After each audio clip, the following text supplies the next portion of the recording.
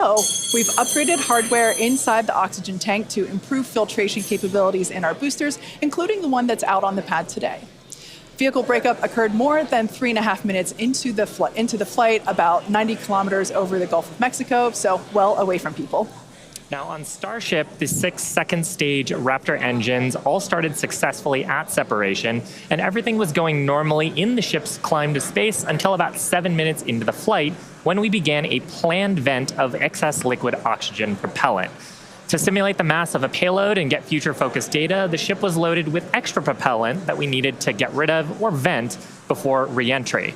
Once we started venting, though, a leak developed that caused fires, which eventually cut the connection between the flight computers on the ship, and that caused the 6 Raptor engines to shut down before we had finished the full burn. That was detected as a mission rule violation by the autonomous flight safety system, which triggered the flight termination system and led to vehicle breakup. Starship's second flight test nearly completed its full duration burn. It ended at an altitude of about 150 kilometers and a velocity of 24,000 kilometers per hour, officially making it the first Starship to reach outer space.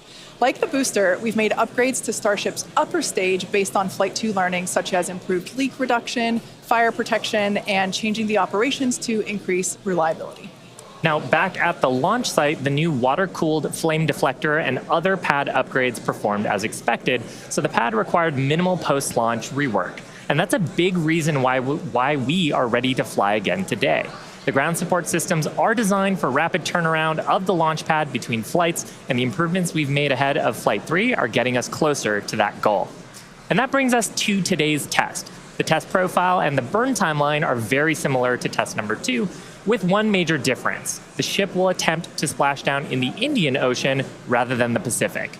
This puts us on a steeper trajectory than past flights and lets us test capabilities that we'll need for the future, like lighting a Raptor in space while maximizing public safety. So let's take a closer look at the flight test profile. Now, about 26 minutes from now, Super Heavy will ignite its 33 Raptor engines and lift off from Starbase. About 3 minutes into the flight, Super Heavy's booster will separate from the ship in SpaceX's second ever attempt at a hot stage separation. That means it'll light its engines while still attached to a partially lit booster. The ship's engines will then remain lit for about 6 minutes during the ascent before entering a coast phase. Next, the booster will perform a flip maneuver and execute a boost back burn, which, if you recall, is where Flight 2 Super Heavy experienced a rapid unscheduled disassembly. We're hoping hardware upgrades made for this flight will get the booster closer to executing a landing burn in the Gulf of Mexico. In the meantime, Starship will coast for about 30 minutes at altitudes between 150 and 235 kilometers, and the ship will attempt to fire a single Raptor engine for our first ever relight of a Raptor engine in space. And from there, the ship will head toward its destination, splashdown location in the Indian Ocean. Again, if we get past a successful stage separation and a full ascent burn with the upper stage, it will be at an added altitude and trajectory below orbital, meaning Starship won't have to fire its Raptor engines for a deorbit burn, and it will naturally come back into the atmosphere no matter what. Now, meanwhile, the Super Heavy is going to attempt a landing burn before splashing down into the Gulf. And while we are going to practice a landing, we aren't planning to recover any of the hardware from Super Heavy or the ship on this flight. Now, with the exception of Falcon, this is no different from what happens with most rockets flying today that are expended or fall into the ocean after they complete their mission. Eventually, though, we will land and recover Starship boosters and ships, just as we do with Falcon 9 and Heavy boosters, where we've recovered 283 to date. Starship's rapid reusability is key as we begin missions to the moon and beyond. Even though recovery is not planned, the telemetry and data we receive all the way to the end is what we're looking for, particularly with regard to the ship's temperatures during re-entry and how the heat shield will perform. The data that we gather today, of course, will help us continue to build a rapidly reusable Starship for the future. Now, much like our first 2 flight tests, today also still just a test. Our goal is to gather data to continue iterating and ultimately improve Starship. That's exactly right. The primary goal for Flight 1 was to clear the pad, and we did that and got a lot of great data that helped us improve the vehicle and the pad infrastructure that you see today. The primary goal of Flight 2 was to get all the way to stage separation, which we did, and even got a little extra. For Flight 3, we've added some ambitious tests highlighted by an attempt to transfer several tons of propellant between the tanks inside Starship itself, as well as the first ever relight of a Raptor engine in space and the opening and closing of Starship's payload door. When Starship takes astronauts to the lunar surface as part of NASA's Artemis program, it will be refilled in space by a Starship tanker spacecraft before boosting itself into a lunar orbit, like you see here. Transferring a large amount of cryogenic liquid in space has never been done by anyone, ever. So we'll be looking to get data on some of the fundamental physics in play here, like managing pressures, temperatures, propellant settling, all as we prepare for eventual ship-to-ship transfers. The ability to refill starships once in orbit will be critical for landing on the moon and is a key technology for enabling deep space exploration and ultimately flights to Mars. Now, we're also attempting the first ever relight of a Raptor engine in space, and we'll need that capability for future in-space maneuvers and deorbit burns. It's important to note that what we'll attempt today is not a burn required for Starship to re-enter on today's test. We are intentionally flying this new steeper trajectory so we can test things like engine relights without substantially changing where we expect to splash down. And if Starship manages to make it all the way to re-entry, we will collect valuable data on the vehicle as it flies through the Earth's atmosphere at hypersonic speeds, or more than 5 times the speed of sound. We expect it'll look something like this animation on your screen with the heat shield tiles facing down. We'll use the Earth's atmosphere to brake the vehicle and then get us into a controllable regime as we go towards splashdown. Now, we did validate Starship's ability to fly and land at subsonic speeds during our suborbital flights several years ago, and gathering data on the aspects like heating and vehicle control while we're traveling way faster will become critical to eventually bringing Starships back from space for rapid reuse. We'll also attempt to open and close Starship's payload door for the very first time, a capability that we'll need when Starship starts flying our next generation Starlink satellites. And there you can see an animation of what that will look like as the satellites are deployed one by one through a slot near the top of the spacecraft. So at this point in time, we are approaching T-minus 21 minutes until liftoff. Let's check in with Dan for a countdown update. Hey, thanks, Kate. Hey, everybody. I'm Dan Hewitt. Good morning. Welcome to Starbase. I'm coming to you from the Raptor's Nest, where I'm here with some of our flight controllers, also our Pad Red team. We're just behind the Mega Bay. Those are our super heavy boosters right behind me, getting ready for the next 4 flights after this one. So we're looking to launch a lot this year. The countdown has been pretty clean so far. We're not tracking any issues that are gating us on the hardware side and the vehicle side from that on-time liftoff at 8:25 a.m. Central Time. That's our T0 right now. We've primarily shifted later as we were just working to clear the range. The other big watch item today is going to be the winds. The winds have started to pick up. We're still looking to be below our limits, but there could be a hold at T-minus 40 seconds just to make sure that the winds are acceptable before we go. We are actively loading propellant on board the vehicle. You can see by the frost lines starting to build up. Looks like we're about 80% on the ship main tanks right now and a little over 60% on the booster.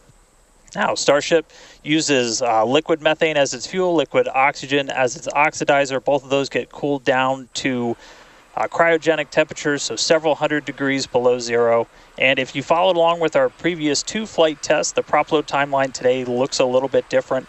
Those first flight tests, it took us about 90 minutes to load all of the prop on board. But since the second flight, we made some pretty significant upgrades to make that time shorter. We added some additional fuel and LOX pumps just to increase our capacity. We expanded the number of heat exchangers and installed a dedicated fill drain line for each stage. But they were sharing one before, now they each have their own. That's just that main pathway to get the propellant to the vehicle. We're aiming for about 51 minutes for today's operation to fully load prop. We did that successfully on our wet dress rehearsal that we did recently.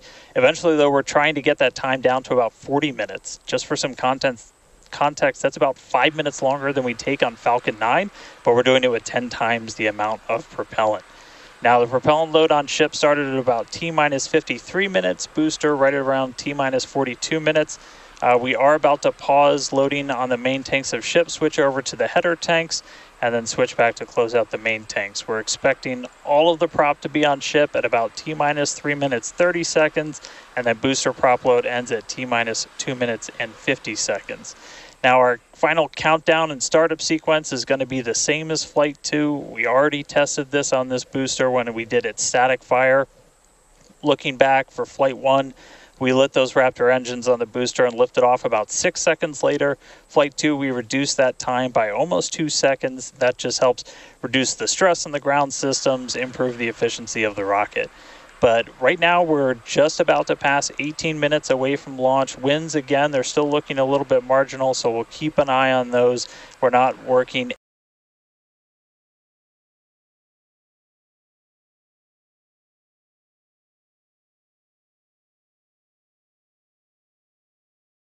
So check back in with everybody in just a little bit. For now, though, I'm going to send it back to Kate and Shiva out at Hawthorne. Thanks, Dan. The countdown is continuing to progress, so let's take a closer look at the world's most powerful launch vehicle ever developed. Starship is comprised of two elements, the ship, which has 6 Raptor engines, and the Super Heavy booster, which has 33 Raptor engines.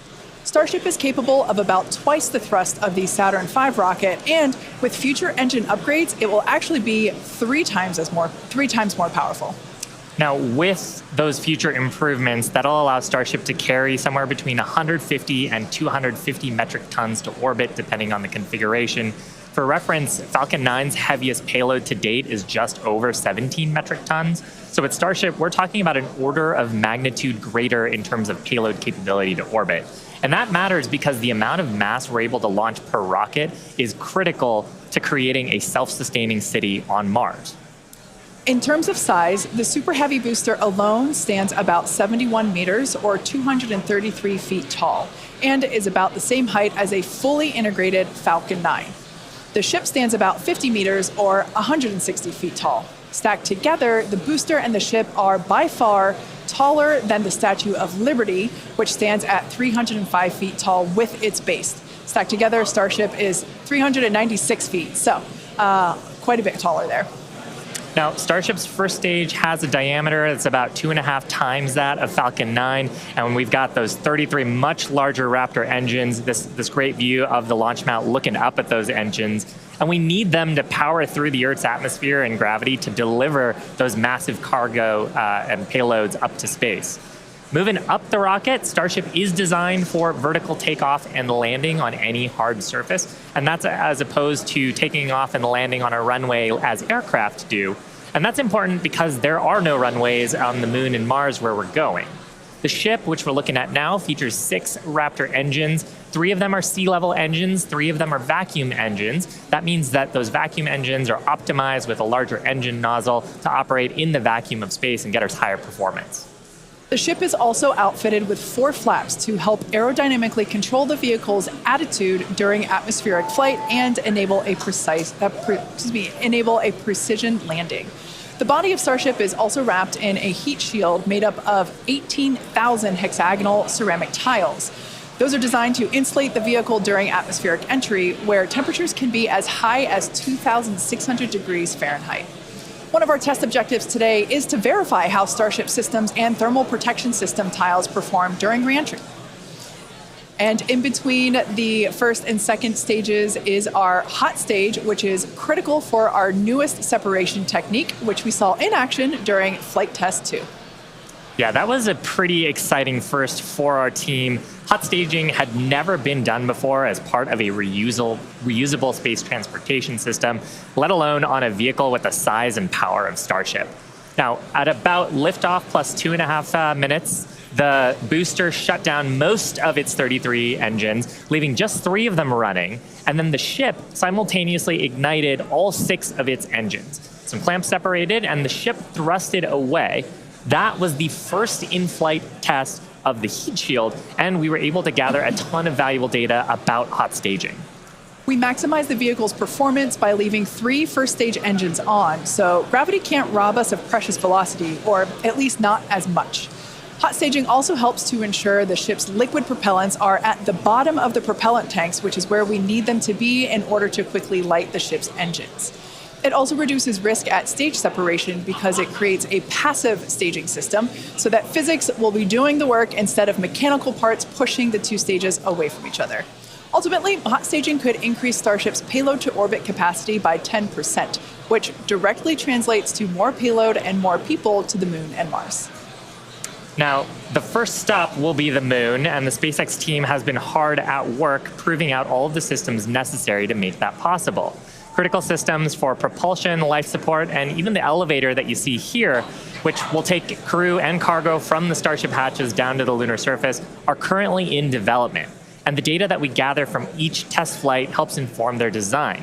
Here we've got a photo of some of the mock-up suits that are used to demonstrate the range of mobility that astronauts will be expected to have. And we were using these to do human factors demonstrations and figure out the layout of the elevator. So all awesome development work for a future moon mission. Super cool.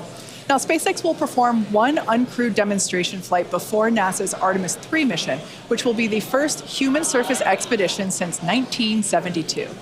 After those first expeditions, we'll be ready to fly more people along with everything it takes to build a moon base. There's so much to look forward to. It's incredible that humans are finally going back to the moon. You couldn't have said it better, Kate. And the moon is just the proving ground. It's just the start. When the time comes to make the leap to Mars, everything ramps up by orders of magnitude. The logistics of supporting an entire city on Mars are daunting and will require millions of pounds of cargo flown from Earth and spread out over thousands of launches. And today's flight test is one more step toward that ultimate goal. We're currently at T minus 11 minutes, 47 seconds. Let's check in with Dan once again for a countdown update. Hey, Kate. Still good news from down here at Starbase. We're not tracking any technical issues that are going to block us to a launch. Our T0 time still holding to 8:25 a.m. Central, so just about 11 and a half minutes from now. The real thing we're going to keep an eye on is the winds once we get there. We do have that potential hold at T minus 40 seconds where we can hang out and either let winds die down, make sure we're in the right structural limits, everything like that. So don't be surprised if we do a hold at T minus 40. We've done those on previous flights, but we are not tracking any technical issues. The range is going to be green for launch, so all of that really great news. We're still loading propellant on the vehicle, on the ship. We're just about done loading the header tanks, the two smaller tanks in the top, and then we'll go back to the main tanks. They're about 85% full, and then booster, both fuel and LOX over 80%. So looking good there. The launch pad itself is getting ready for liftoff. We commanded the booster hold downs open already about 20 minutes ago or so. And then that just means that once that rocket has sufficient thrust to overcome its weight, your thrust to weight ratio goes over 1, it's going to lift off. We don't have a command to actually release the hold downs once it starts up. Just also a reminder, actual liftoff happens a few seconds after you see those engines ignite. So you'll see fire, and then a few seconds before Starship really starts to take to the skies. Our range team just going to keep on making sure land, sea, air are all clear as we really count down. But that's the latest. We're just coming up on 10 minutes before launch. Everything looking good for Starship's third test flight. It's also back to you guys in Hawthorne. Great, thanks, Dan. Now, if you've been following SpaceX over the years, you've no doubt heard us talk about our goal of full and rapid reusability. Nearly all of the Falcon boosters flown last year and this year have been reused, or as we like to say, flight proven.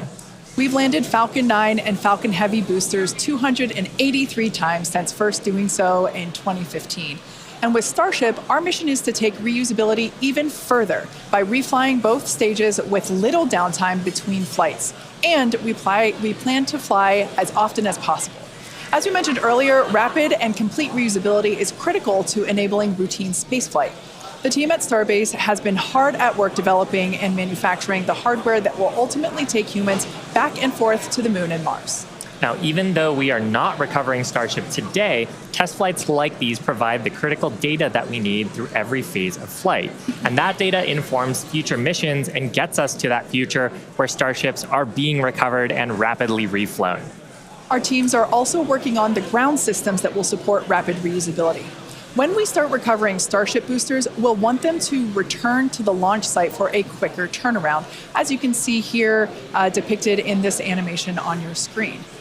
This is when the tower reveals its dual purpose. After launch, the arms or the chopsticks on the tower will help guide the booster into position to ensure a soft landing. Now, if you're thinking that this sounds hard or even impossible to do, well, that's the inspiration for naming them chopsticks. Some of you might recall a little film called The Karate Kid, where Mr. Miyagi famously taught the main character, Daniel, that if he could catch a fly with chopsticks, he could accomplish anything. Now, today we do have 4 ships and 4 Super Heavy boosters built, with more coming off the production line as our Star Factory continues to grow. These vehicles are slated for future flight tests just like today's, and in fact, just this week we static fired our next ship that's planning to fly and expect to test the booster as soon as the launch mount is free from today's flight test. Now, as a reminder, today is still just a test. While we really hope to get our splashdown location in the Indian Ocean, but any data received will help us improve. It's the third of many future flight tests for Starship before it becomes fully operational. And that's the goal of flight tests. They teach us about the limits of our design and improve our understanding of the vehicle, and ultimately help us make Starship more reliable and rapidly reusable. So whatever the outcome and however far we get, we can promise excitement. And things look like they are moving fast at Starbase, and that's exactly how we like it. Yeah, Rapid exactly. Iteration is a key of SpaceX. Yeah, we've done it with all of our major innovative advancements, including Falcon, Dragon, and Starlink. We believe that if you're not failing, you're not learning and improving the design. Yeah, many of the innovations that we've developed have come from our failures, and they teach us how to avoid the perils of spaceflight. It's a tough business. But all of this testing, all of the iterative design allows us to make the design better and better to do some of the great accomplishments with reflight that we've had so far. Exactly. One of the examples that we love to talk about is the Dragon capsule, like the one located behind Shiva and I here on the mezzanine. Originally, it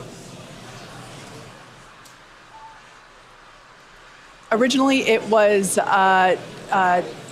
not designed to be reusable. We wanted to prove the initial design, and then when we brought Dragon 2 online, we had to do a lot of corrosion analysis based on flights that had splashed down and analysis on hardware received there. And now our Dragons are reusable and also rapidly at a much rapid pace than they used to be. Yeah. So, I mean, great learnings from our original Dragon to our new crew and cargo vehicles have directly improved the operations, and they've helped us change our understanding of what's possible when it comes to rocket and spacecraft reusability. Now, we're just under T-minus 6 minutes, so I think it's another good time to check in with Dan for the rest of terminal count. How are we looking, Dan? Thanks, Shiva. We're looking good. 5 minutes, 35 seconds, and we're counting down. We are just about at closing the prop load sequences on booster and ship. Just a reminder, ship we're going to close out at around 3 minutes and 30 seconds, booster at about 2 minutes and 50 seconds. Once all of that prop is loaded on board, we'll have about 10 million pounds of propellant on both stages of Starship. Now, after that happens, we'll go through a couple of different procedures with the ground. We'll do what's called pushbacks, clearing out the lines between our prop farm and the vehicles themselves before we get to launch. And then in the next few minutes, we'll get the final guidance system alignments, some final thrust vector control on the booster checks, and all that will be performed. And again, if we need to hold, we have a hold gate built in at T-minus 40 seconds where we can hang out. It sounds like today we'll have about 15 minutes to hold at T-minus 40 if we need to. If we hit that right now, it looks like the most likely reason would be winds. We're not tracking any technical issues to our T0 at 8:25, just about 4.5 minutes from now. So, I mean, everything's really looking good. The booster's almost at full frosty, so we'll see that close out in just a couple of minutes. But we're getting really close to flight, guys. The excitement is definitely growing here in Hawthorne, SpaceX headquarters. There is a large crowd gathering. You might hear them cheering occasionally. Now, Dan mentioned a good point about the holds. We have an opportunity to today hold for a few minutes. And this is a really cool thing about Starship. And we don't have this opportunity with Falcon or Falcon Heavy. Up until the T-minus 40 second point, Aborts are just holds. So anything that would trigger an abort prior to T-minus 40 seconds becomes a hold. So that's a really cool feature to allow the team to wait for final checkouts or assess prop levels, engines, avionics, vehicle pressurization. It's really helpful to ensure a liftoff. Yeah, and that's something that is very different from Falcon. I'm sure people have watched our launches, and then we get right down past prop load and then have to scrub because of weather or scrub because of an issue on the vehicle. And we don't have the same constraints on our propellant and our system with Starship, which gives us more availability in the window. And sometimes that's all you need. Sometimes the winds dip just enough where you can launch the rocket safely. And otherwise, if you didn't have that ability to hold a few minutes, you might miss that window and then have to recycle to another day. Yeah, exactly, which is kind of like today. Like we mentioned earlier, winds are the thing that we are watching, so good news there. So we are still continuing to progress. We're looking at liftoff in just under almost 2.5 minutes from now. Super exciting. Like we said before, there's nothing more exciting than watching a test flight for a developmental program, and that's where we're at today. And like we talked about, we have some really ambitious goals for today's test.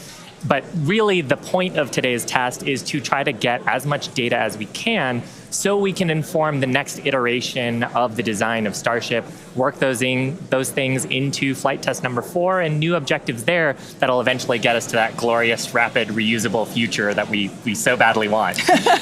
Yeah, for Flight 1, we wanted to clear the pad, and we did. For Flight 2, we wanted to get through hot staging separation, and we did. So today, we want to get even further than that and collect as much data as we possibly can. So with all that being said, we're going to check back in with Dan to take us through the final 2 minutes of terminal count.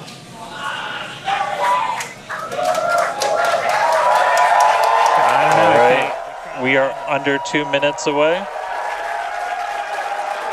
We have closed out the prop load on the booster and on the ship.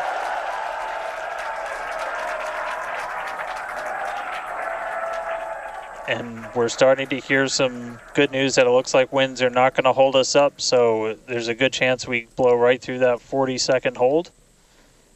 So we're about 1 minute and 20 seconds away. Just walking you through one last time, we're going to see the engines ignite about 4 seconds before we hit our T0. They're going to ignite in 3 different banks. You'll get 13 of the inners, 15 of the outers, and then the last 5 ignite just 2 minutes before T0. And then after that, the quick disconnect will retract. The engines will start to throttle up, and then we'll see liftoff about 1.5 seconds after T0. So we're under 1 minute away. Don't be shocked if we hold at 40 seconds before, but it sounds like the winds are cooperating today. And we'll be able to move right past that, not tracking any other technical issues that could hold us. Proceeding past our QD vent gate.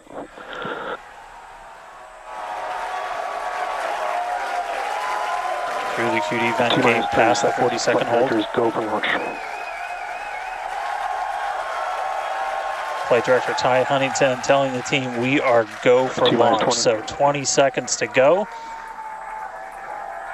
Let's listen in. It's T-minus 10, 9, 8, 7, 6,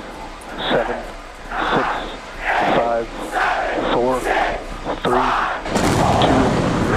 1.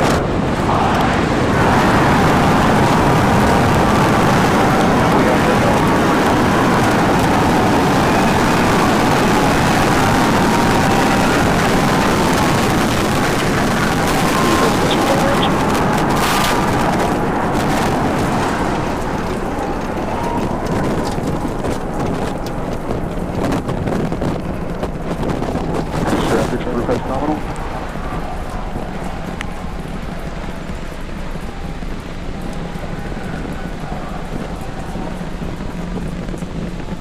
30 seconds into flight, we are feeling the rumble. We are seeing 33 out of 33 Raptor engines ignited on the Super Heavy booster.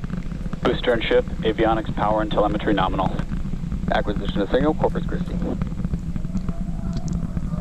Continuing to get good call outs, our trajectory looking nominal, systems looking nominal. Just amazing to see all 33 lit up once again.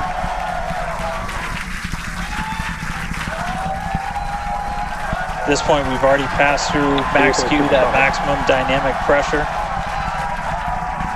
and passing supersonic, so we're now moving faster than the speed of sound, getting those onboard views from the ship cameras.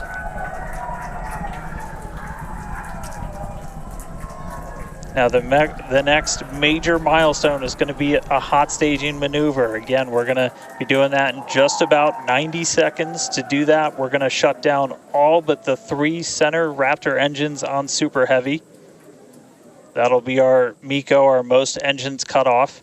And then the clamps holding the 2 stages together are going to release. Starship's second stage will ignite its engines, the RVACs first, the sea levels right after that. The sea level engines will be splayed or just kind of pointed out at about a 15-degree angle. So if you look close and we get good tracking, you might be able to see those center right after.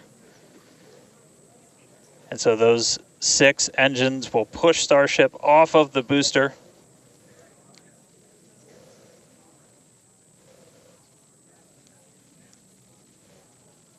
All right, counting down now. We're going to be coming up right at around the 3-minute mark on that hot staging maneuver. Again, we'll see the booster engines start to shut down. You'll see all but 3 lights go out in the middle. And then we'll see the engines ignite on ship, pushing it away.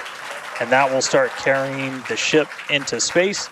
Booster will start to do its flip and then move into the boost back burn, setting it up for eventual splashdown in the Gulf of Mexico. Stage separation.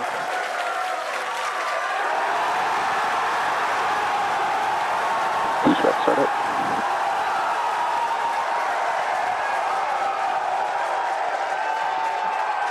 Hot staging confirmed. Boosters now making its way back, seeing 6 engines ignited on ship. Kate, we got a Starship on its way to space and a booster on the way back to the Gulf. Oh man, I need a moment to pick my jaw up from the floor because these views are just stunning. These are live views from Starship. First stage is currently performing the Ship avionics, power and telemetry nominal. Good there, news informing us that the second stage or the ship, everything looking good, nominal there. First stage is currently performing the boost back burn, expecting that to last about 1 minute. That boost back burn, pressure is nominal. that boost back burn propels the booster back towards the coast, taking it to a landing in the waters of the Gulf of Mexico. We're only using the Super Heavy boosters 13 center engines from here on out. As whenever they relight, you'll be able to see that in the left bottom corner.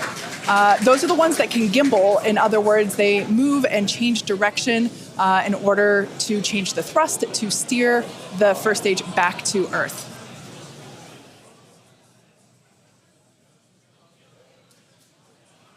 Wow, these are just incredible views coming to us. Everything is looking good for both the first stage on the left-hand side of your screen or the Super Heavy booster, as well as on the right-hand side of your screen, that is Starship, or we also refer to that as the ship. Now, the boost back burn was the first of 2 burns required to return it to Earth. The next one will be the landing burn, where all 13 center engines will initially ignite and then transition into a 3-engine burn to help slow it down. Now, just as a reminder of the Stage 1 test objectives, we're looking for controlled ascent, which we have so far. Stage separation, which, gorgeous, we cruised right through it, as well as... on a nominal trajectory. Good news there telling us that the path that Starship is on is good. Now, Starship's second stage is still firing its engines, and as you heard, following planned flight path, the ship objectives, we're looking for hot staging, again, cruised right through that. We're looking to demonstrate controlled ascent as well as orbital insertion. Now, the bottom right-hand corner of the screen shows the ship engine graphics, so be sure to keep an eye on those. Yeah, Kate, this is just a phenomenal test so far. Super Heavy is performing beautifully today. It's on its return leg of the journey.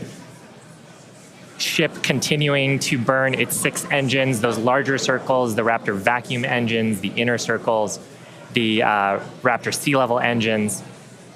We're about 30 seconds away, just under 30 seconds away from the start of the boost back burn. Excuse me, the landing burn on the booster. You can see the grid fins rotating. Those hypersonic grid fins are guiding us through the atmosphere back towards our splashdown site. Again, we're going for a for a splashdown, a soft splashdown. So for landing burn, we're going to expect to see the 13 center engines light, rapidly bring down the booster's velocity, and then just the 3 in the center for splashdown. Let's see if that'll work.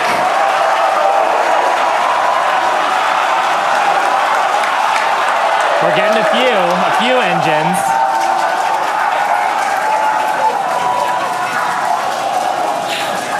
And acquisition of signal. We'll see if we can get some other video of that. Now, this is a test objective today. It is still something that we're attempting to learn. And to make it that far, to demonstrate the controlled re-entry up to that point is pretty darn good. Ship continuing to look nominal with its ascent burn. This burn lasting about 6 minutes total. And we're expecting that this burn will end just after T+8 minutes, about a minute from now. So far, though, I mean, congrats to the team. Making it this far is farther than we've gone. Absolutely. On Flight 2. Just wonderful views and great engine performance from the vehicles.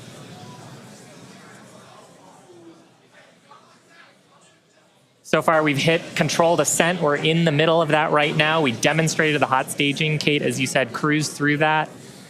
We demonstrated controlled entry of the booster. Just stopped a little short of the engine relight, but hey, that's something we can learn for the next one. Yeah. Now that view that we just had moments ago was a live shot of Star Command. There you see it again. This is our mission control center at Starbase, where vehicle operators are standing by. Now the next milestone coming up is in less than a minute. At that point, ship will, or I'm sorry, actually it already has. Starship engine cut off. There we go.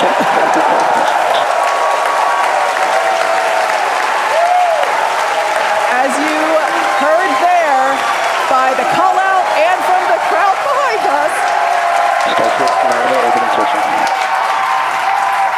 Starship's 6 Raptor engines have successfully shut down. We heard a call out for nominal orbital insertion, which is incredible. Look at these views, Dan.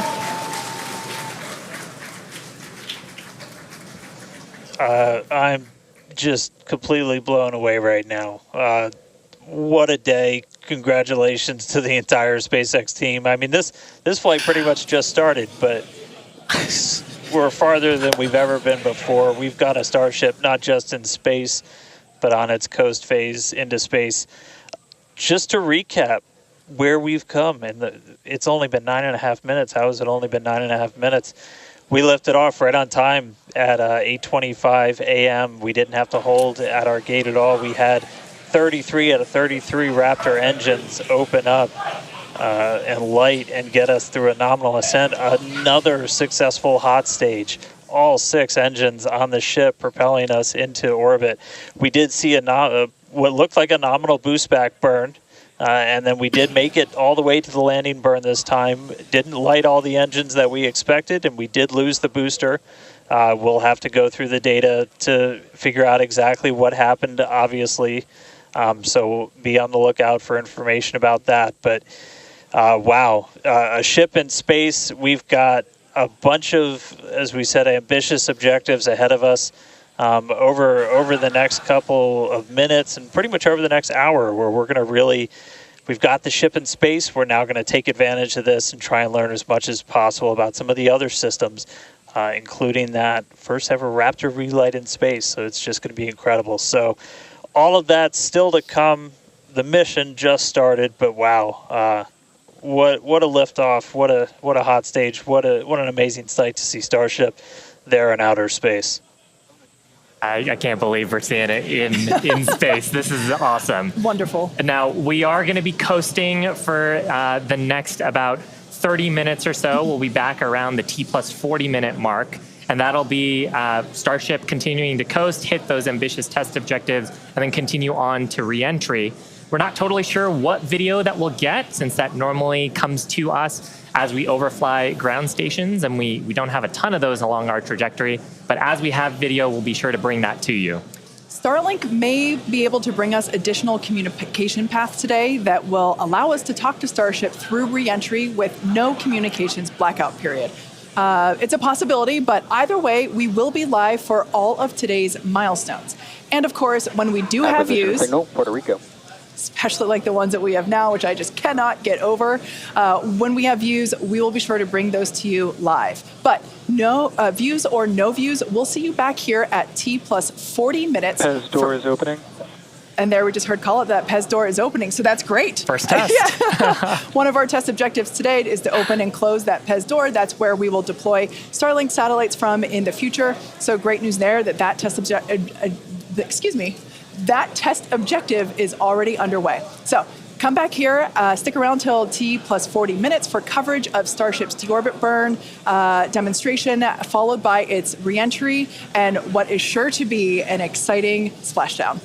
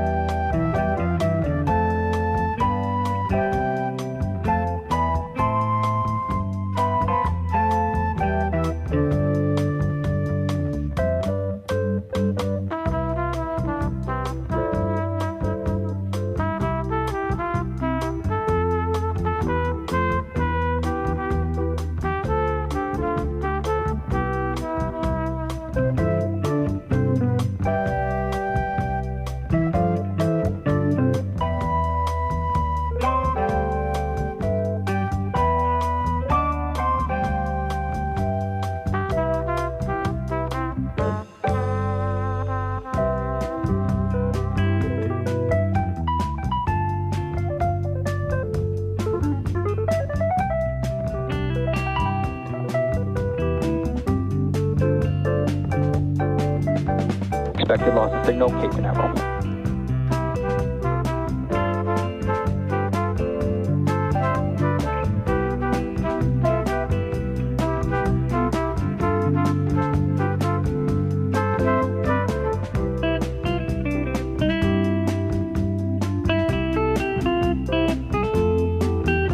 Pez trigger.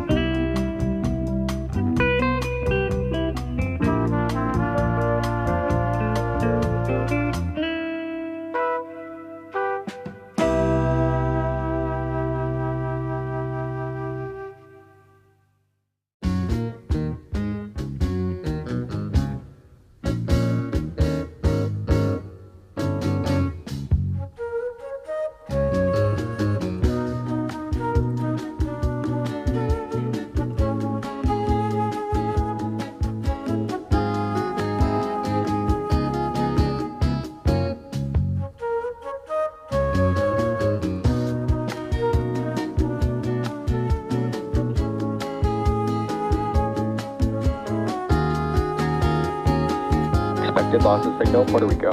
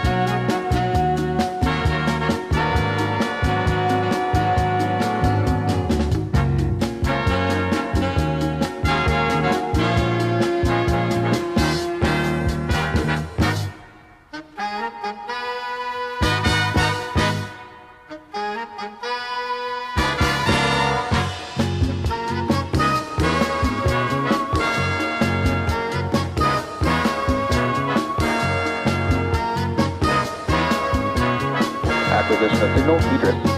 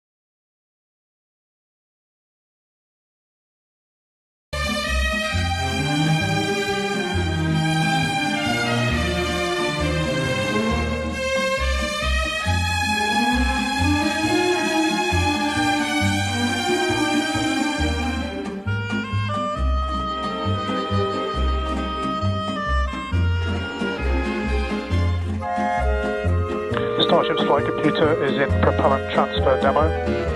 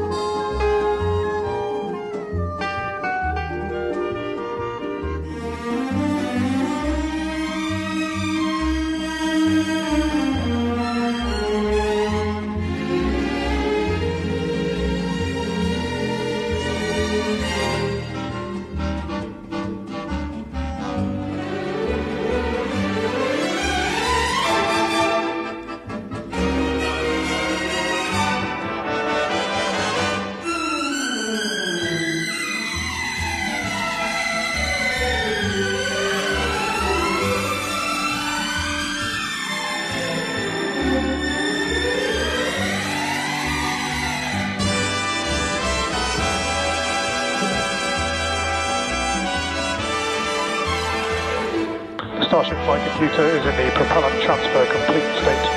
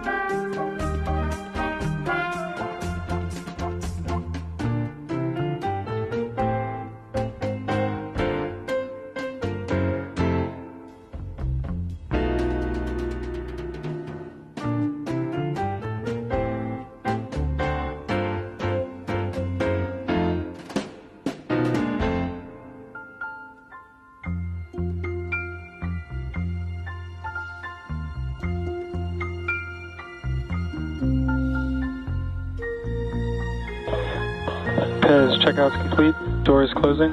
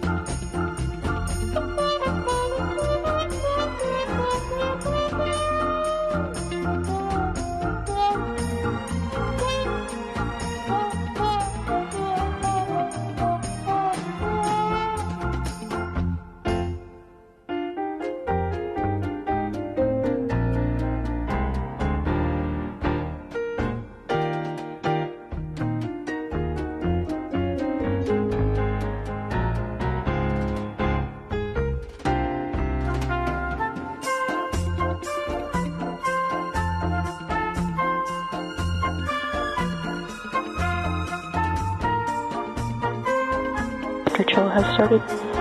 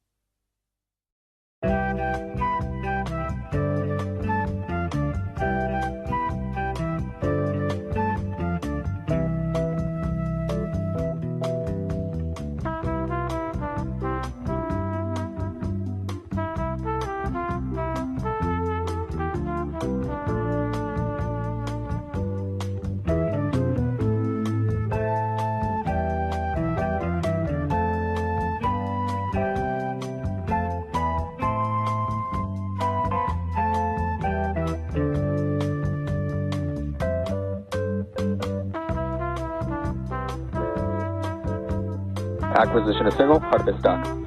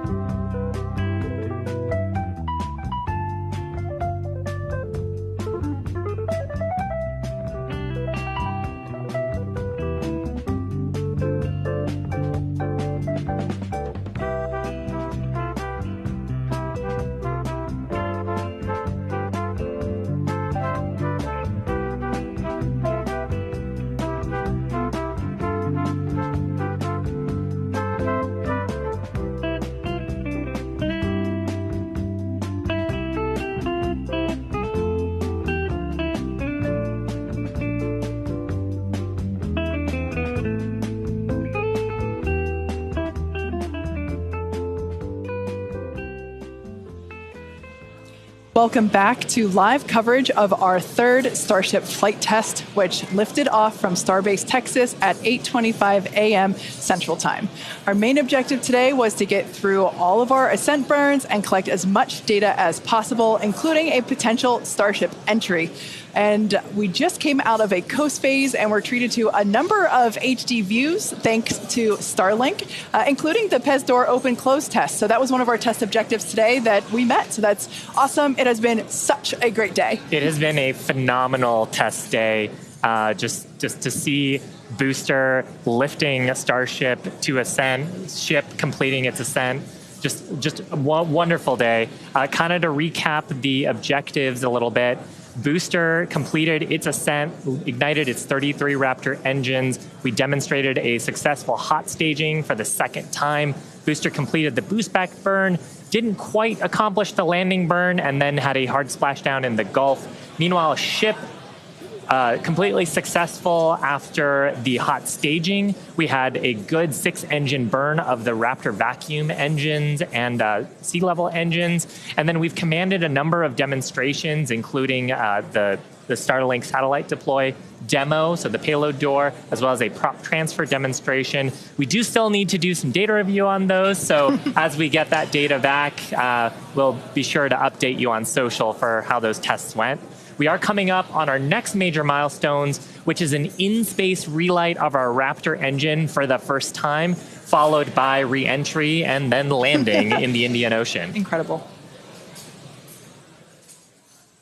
Yeah, that's right, guys. We should be just about 40 seconds away, 40 or 50 seconds away if we do this relight demo. Do want to stress this is not a deorbit burn.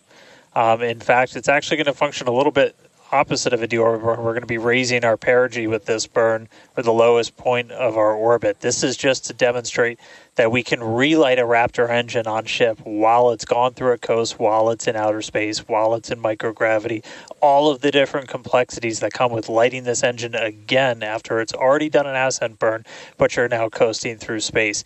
This is going to be really important anytime we want to do in-space maneuvers in the future, like eventual deorbit burns, any of our translunar injections that'll have Raptor engines firing back up.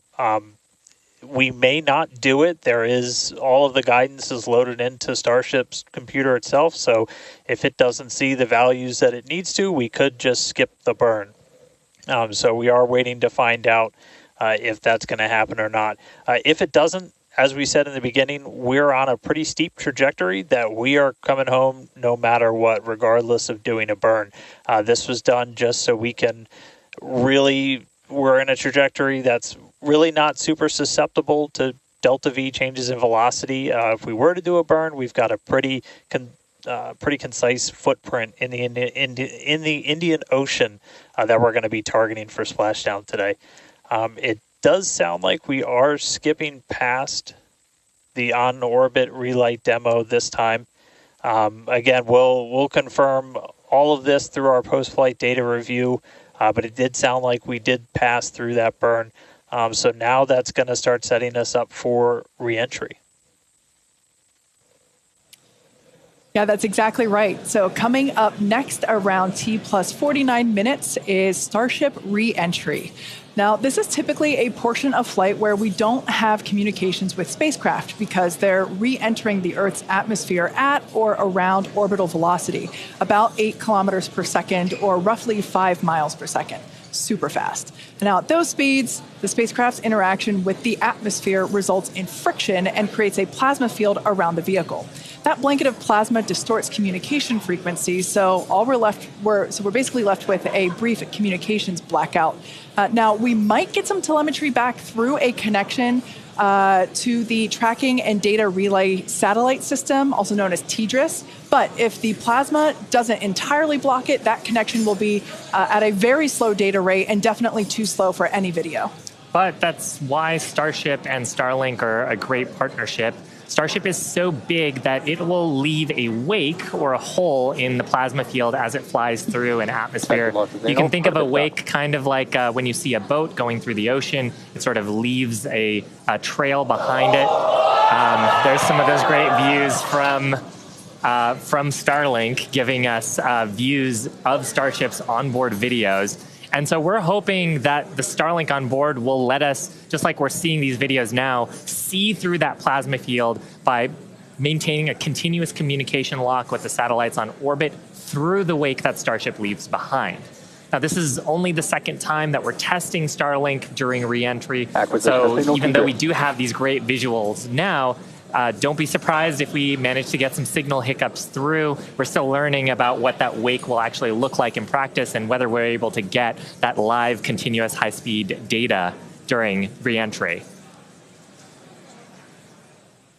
Yeah, that's right. And one of the really primary reasons we want to use Starlink is to just gather as much data as possible. It's been said the data is the payload on one of these flights. Where we're putting this flight hardware in a real flight environment, trying to learn about it as much as possible. Re-entry is going to be a really critical phase of flight. We really want to know how the ship's going to perform, especially that heat shield as we're going through the hypersonic re-entry. So if something were to go wrong during this re-entry, we want as many paths as possible to collect that information, that data, just to, again, just continually feed back into the Starship program to make each flight more reliable, more successful. Acquisition signal, Mauritius.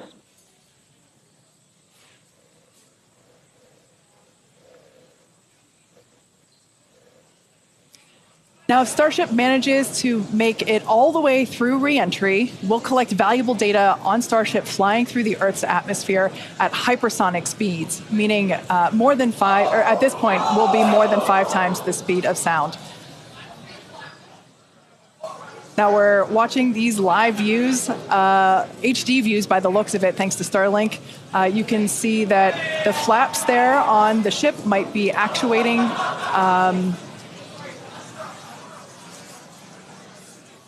Certainly some incredible visions of planet Earth behind Starship. Now, we've already validated Starship's ability to fly and land at subsonic speeds. You might recall those suborbital flights from a few years ago, and we can see those flaps there. So getting data on aspects like heating and control while traveling way faster than we did before is going to be critical to eventually bringing Starships back from space for rapid reuse. So I mentioned those flaps. That's one of the things that enables Starship to help control itself and survive the heat of reentry, which, like we said before, we're expecting that reentry to occur around T plus 49 minutes. So we're getting pretty close here. And what you're seeing here, it looks like the vehicle is sort of moving back and forth.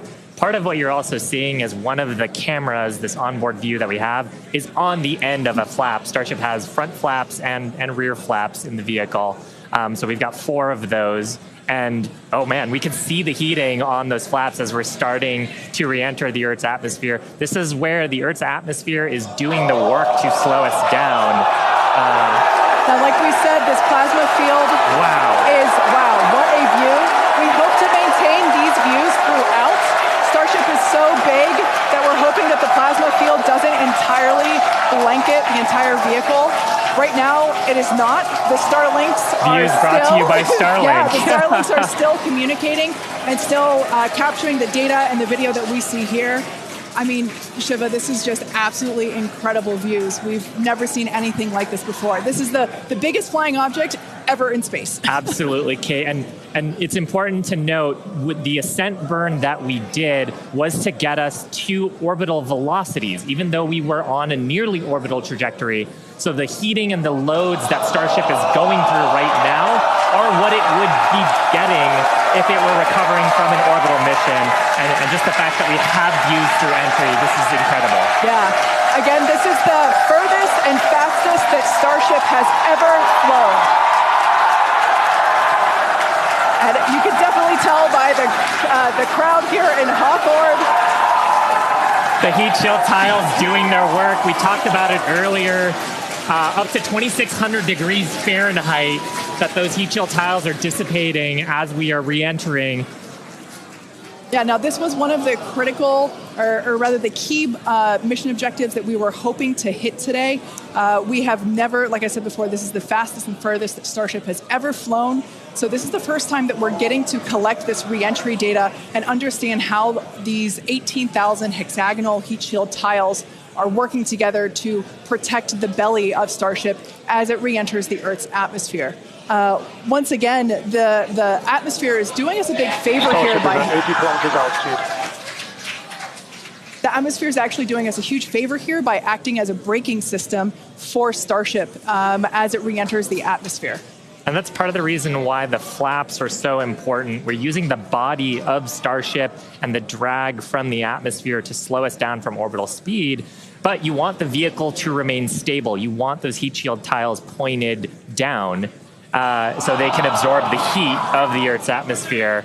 And so that's the purpose that they are serving during the hypersonic phase and then again during the subsonic phase. Absolutely. So like we said, these views are being provided by a couple Starlink terminals that are positioned on Starship itself. As that plasma builds, we're hoping that we can bring these views back to you, but you can see the telemetry there on the right-hand side of your screen. If you watch closely, you can see the speed decelerating. Again, that's the friction of the atmosphere resulting in this plasma field, or excuse me, the blanket that is potentially blocking the Starlink terminals right now. So we'll bring those views back to you if we get them. But right now, for those of you that have recently joined, Starship is currently re-entering Earth's atmosphere. This is super exciting because it's the furthest and fastest that Starship has ever flown. It's just absolutely incredible. Major test milestone, something we wanted to accomplish on Flight 2, getting to it today. So just awesome. Now, we actually have some heat shields here. So these are what's doing all the work on Starship right now. There are 18,000 hexagonal heat shields like these. So this one that I have is flat, like this is what would be positioned on the flaps of Starship, whereas Shiva has something a little different. Yeah, the one I have would be on the curved surfaces of Starship. I'll just put it in frame here. So we've got these attached at various points around the vehicle. Like you said, Kate, 18,000 of these tiles around, and they're doing the work to make sure that the structure of the vehicle doesn't carry all that thermal load so we can recover the vehicles eventually and get to rapid reuse on them. They're really lightweight. They sound a little different than I would have expected them to, but they are ceramic. And these are what's helping Starship survive through this period of entry. We're not sure how far we're going to make it. Again, this is the furthest that we've gotten in our test flight, but the further we fly, the more data that we can get, and that's ultimately the measure of success here, which, I mean, I think today has been a huge success given where we've gone and how much further we've gotten with both the booster and Starship itself. And one of the beautiful things about Starlink on board the vehicle, we were getting that high-speed video. High-speed video is a very high data rate, and usually video comes after you get your telemetry.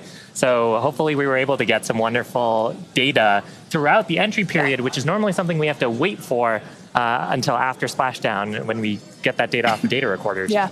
Now, you mentioned before the flaps. Again, that the flaps are protected by the flat heat shields like I have. There are 4 of those positioned on Starship, 2 at the forward end or the top end, and 2 at the bottom or aft end. And they operate independently to aerodynamically control the vehicle's attitude or positioning during atmospheric flight and enable precise landing at the intended location. So today we are intending to splash down in the Indian Ocean, and we're hoping that we can make it that far, but regardless, it is an exciting end to what has been an exciting day. Absolutely. And I mean, we've had some tests in the past. We had suborbital campaigns where we have tested out the aerodynamic flaps at subsonic speeds. So that's below the speed of sound. At hypersonic speeds, well, supersonic speeds first, so faster than the speed of sound, and then hypersonic speeds. So that's more than 5 times the speed of sound. The equations of motion change, how the vehicle responds changes. So going through that control phase where we're going from faster than the speed of sound to below the speed of sound was one of the objectives today. Yeah. And that's actually a great point, because we are expecting that entry subsonic period to occur around T plus 1 hour and 3.5 minutes. So we're not there yet. We're about 10 minutes away from that point. So again, that is when Starship would be traveling slower than the speed of sound, thanks to the atmospheric braking system. And so right now we're still waiting to see if we're going to get data back from this ship. We might be in a bit of a blackout period right now. So still waiting to hear the status on it. But yeah, we got to the actual entry portion of today. We started into peak heating, which was just a really big milestone.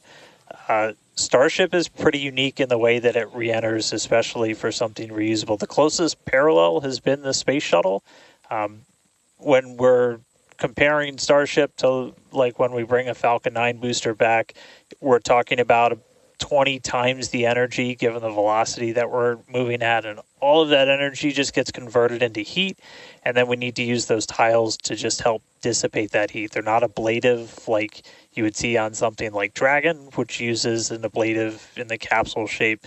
So they are these tiles that are made to be reusable. So any data we're getting on the actual temperatures it was seeing during heating, all of that is just really hugely valuable. Where Starship is really unique is, and Kate and Shiv have talked about it a couple of times, is once we're through this kind of hypersonic section and we get down to the subsonic.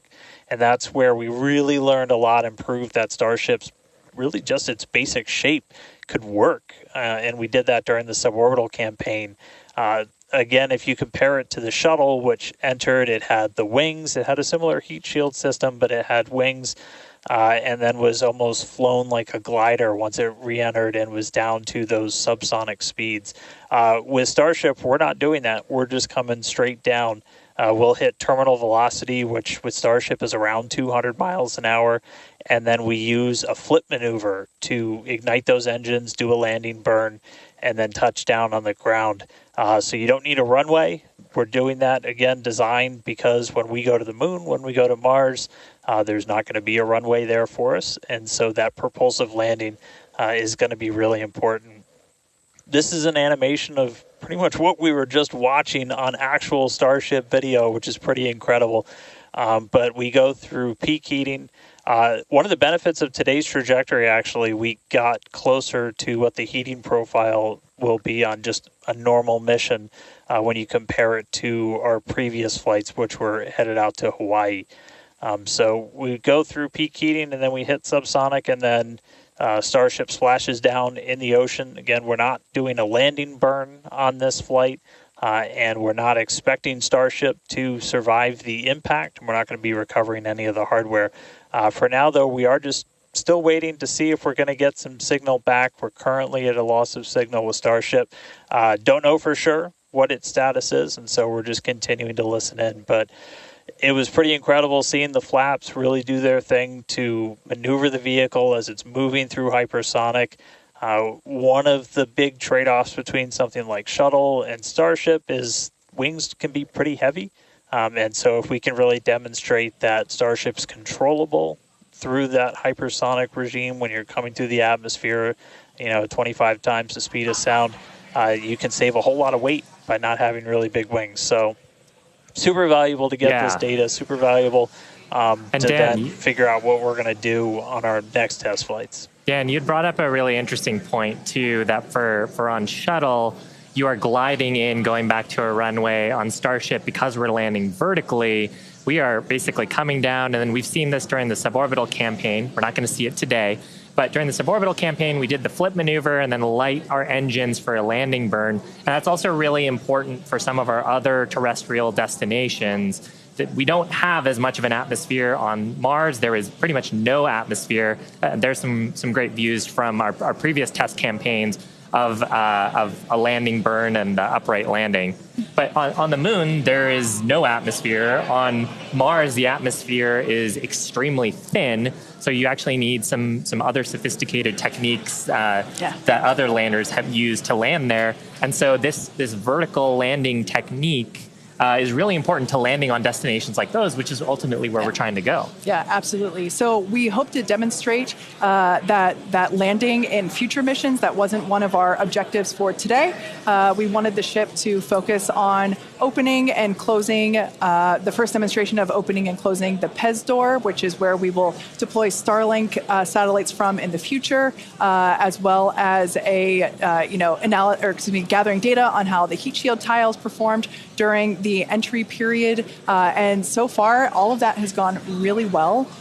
So overall, it's been pretty great, and it's great to see how those initial tests that we performed a couple years ago for those high altitude tests allow us to see what those will look like in the future. But this piece that we're doing today of, okay, if we are coming back from orbital velocity and we're going through that entry period, that is the missing piece, right? We already figured out how to land once the ship gets to a certain velocity or altitude, and it's really this piece that we were trying to figure out today. How do we get Starship to survive orbital velocity atmospheric entry? And we hope to find out soon. Yeah, I mean, we talked about rapid iteration and how we do design. Part of our philosophy is testing early and often and trying to test in a way that is as flight-like as possible.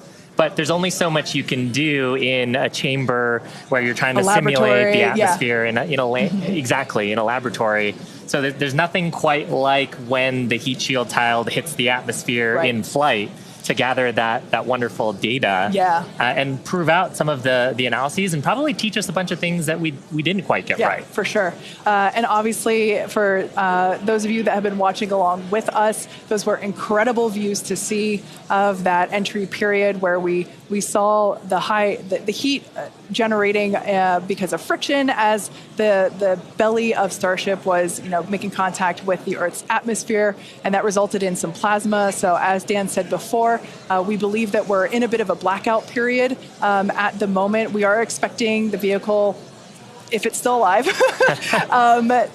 we would be expecting the vehicle to be approaching subsonic or slower than the speed of sound speeds in 3.5 minutes from now. So if it's still up there in one piece, it still has a way to go. We're not there just yet. But we saw that plasma field building up around the exterior, which can blanket the entire vehicle, as it does with all of our Dragon missions, and we're at a loss for telemetry at that point in time. Yeah. So Dan's seen a lot of those with Dragon missions that he's supported. Yeah, absolutely. And we are hearing through some of the telemetry that it did look like we lost Starlink and our TDRS data flow at the exact same time. Now, if both of those signals are cutting out at the exact same time, that could mean we lost the ship. It has been several minutes since we've gotten any data from Starship. We are waiting just a couple more minutes just to see if we can get any additional confirmation, but that is one data point that we're tracking, and that could indicate that we had a loss or a breakup of the ship during that reentry. So might not make it all the way to splashdown today, but we were able to get through the early phases of reentry, hit some of that peak heating, which was just really incredible to see a Starship coming back from space after getting all those views from space for the very first time. So we'll just keep on listening in on the loops here, see if we hear anything over the next couple of minutes, and that might bring a close to a pretty successful day so far. So again, we did lose the TDRS. That's the tracking and data relay satellite. That's the satellite system that pretty much every spacecraft operating in orbit right now will use to get data. We were able to get some signal through that, and then we were also getting data back through Starlink. Live view here of mission control down at Starbase. So these are all the folks who are experts on the various different systems, taking a look at the live data that we did have. Probably in mission mode still, Yeah, but absolutely. It would be so tough to stay focused with what an exciting day we've had today. Yeah, to quote Monty Python, I'm not dead yet. We don't know, as Dan said. We did lose connection with TDRS, which is the tracking and data relay satellite system, and Starlink at the same time. So it is a realistic possibility that we lost Starship, which honestly was always on the table. We didn't know how far it was going to get. The further we could fly and the more data we could collect was always the biggest win. And so regardless of, if we did lose the vehicle and we are not able to, make it all the way to our intended splashdown, note that we weren't intending to recover this vehicle, either vehicle, the Super Heavy booster nor the Starship. We weren't intending to recover either of them. They were both going to basically hit at terminal velocity and break up upon contact with the surface of the ocean. So we're standing by to hear whether or not we are going to be able to get telemetry readings back, but we are possibly anticipating news that we lost Starship due to basically a double blackout from TDRS and Starship data at the same time. But it's worth mentioning, this is the first time that we have come back at these speeds Absolutely. in any of the test flights that we've done so far with Starship. So we are trying to prove out that the heat shield works as intended, that the controllability at those hypersonic speeds works as intended. So if we were able to get back any data on that, that means the next version, what happens on flight 4, 5, 6, is going to be better.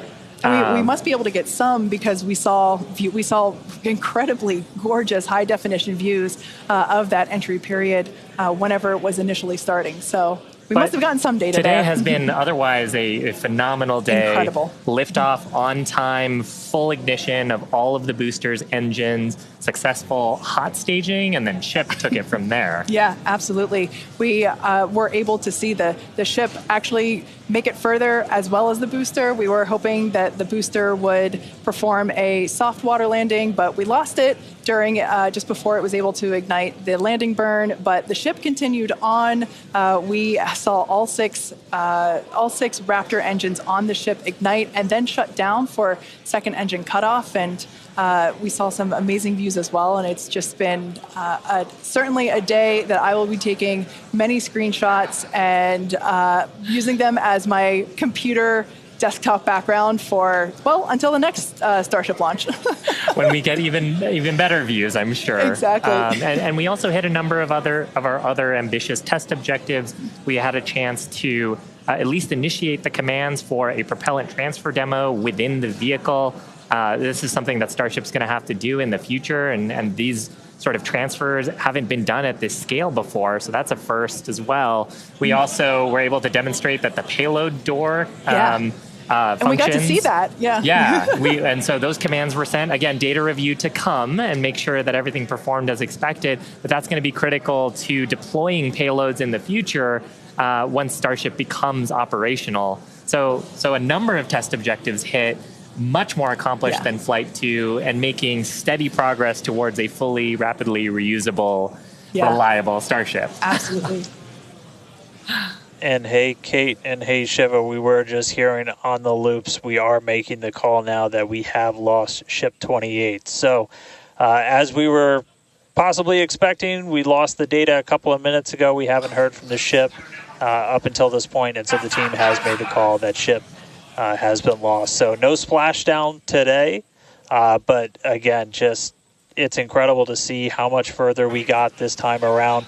We had a couple of those ambitious objectives that you guys were just walking through that we're able to take advantage of while Starship was in outer space flying over our planet for the very first time. So that was just really incredible. Obviously, there's a lot to go through. Everyone always wants to know right off the bat what happened. Takes us a little bit of time, but I can assure you as soon as we start finding things out, we're going to let everybody know. And I know everybody's going to be excited for the next one. I mean, as I pointed out in the beginning, there's 4 Super Heavy boosters either fully stacked or getting stacked right behind me. We've got other ships ready to go as well. So it's going to be a really busy time down here at Starbase as we look to really fly Starship as much as possible, get this vehicle ready to go for all the important things it's got to go do. And with that, we got to say a huge congratulations to our teammates and everyone who's supported the Starship program. There's been flames and reds along the way, but third time's the charm, and we made it to space. We also a big thanks to all of our future customers for your support. And we want to give a big thanks to the people of Cameron County, Texas, for their support, as well as the Coast Guard and the Federal Aviation Administration. Be sure to follow the SpaceX account on X for more updates from today's test flight and future Starship tests. But before we go, we want to wish SpaceX a very happy birthday. The company was founded on this day in 2002 when it basically consisted of this small team, a carpet and a mariachi band. I don't know about you, but we're feeling 22. Also, it's Pi Day.